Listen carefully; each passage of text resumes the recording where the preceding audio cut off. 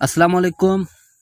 जिया लतीफ़ जी ॿोली ऐं या माशूक हिंगोर जो ऐं जिया लतीफ़ ते अॼु पाण ॻाल्हाईंदासीं हिकिड़े सिंध जे उर्दू मीडिया सां तालुक़ु रखंदड़ हिकिड़े फ़नकार उमर शरीफ़ जे बारे में, जेको चंद ॾींहं अॻियां असां खां हमेशह जे लाइ विछड़ी वियो। सो उनजी ज़िंदगी ते थोरी रोशनी विझंदासीं। अचो त शुरूआत कयूं।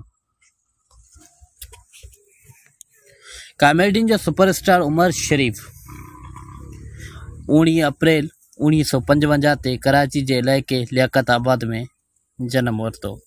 पाकिस्तान जे हिन फ़नकार 14 सालनि जी उमिरि खां स्टेज अदाकारी शुरू कई ऐं ॾिसंदे ई ॾिसंदे कॉमेडी जी दुनिया जो किंग बणिजी वियो।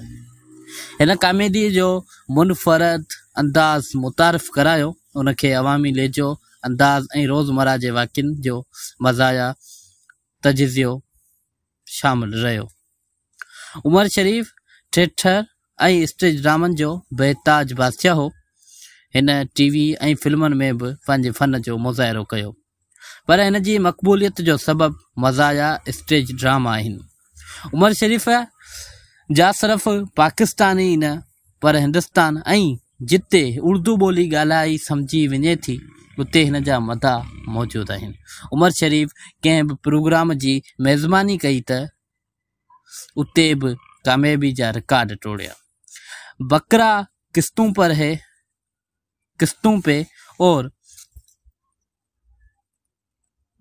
बंदा घर पे है जड़ा लाजवाल स्टेज ड्रामन खे उमर शरीफ़ कंहिं प्रोग्राम जी मेज़बानी कई त उते कामयाबी जा रिकॉर्ड तोड़िया। बकरा किस्तों पे और बंदा घर पे है जड़ा लाजवाल स्टेज ड्रामा हिन जा अॼु ॾींहं ताईं बि मदा ॾिसनि था।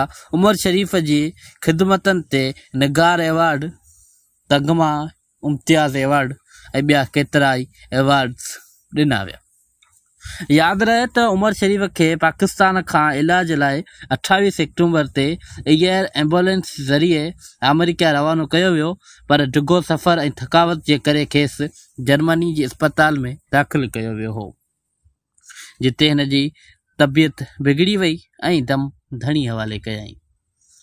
सो हीअ हुई अॼु जी वीडियो। उमेद है तव्हांखे ज़रूरु पसंदि आई हूंदी। वधीक अहिड़ी वीडियोज़ जे लाइ मुंहिंजे चैनल खे सब्सक्राइब ज़रूरु कंदा। ये वीडियो तव्हांखे पसंदि आई तो लाइक करणु न विसारींदा, पंहिंजे दोस्तनि सां शेयर ज़रूरु कंदा। आउं मिलां थो अॻी वीडियो में। तेसि ताईं अल्लाह निगहबान।